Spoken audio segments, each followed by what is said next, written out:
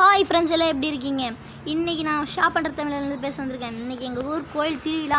இப்போ பார்த்தீங்களா, ஃபஸ்ட்டு கோயிலுக்கு முன்னாடி கம்பம் நட்டுருக்காங்க. கோயிலேருந்து உள்ளே பார்த்தா அந்த கம்பத்துலேருந்து நேராக உள்ள சாமி இருக்குது.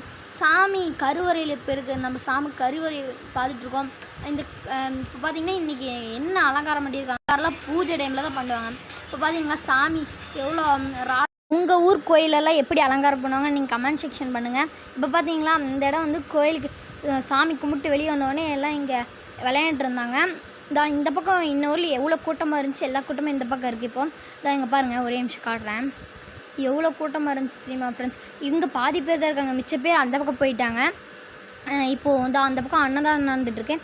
நிலுங்க தான் அந்த பக்கம் போய் காட்டுறேன். அன்னதானம் பண்ணிட்டுருக்காங்க. இப்போ தான் நாங்களாம் சாப்பிட்டு வந்தோம். இங்கே பார்த்தீங்களா முன்னாடி கம்பம் இருக்குது. கம்பத்துக்கு இந்த பக்கம் பார்த்தோம்னா முன்னாடி நேராக பார்த்தீங்கன்னா ஃப்ரெண்ட்ஸ் கருவறை இருக்குது.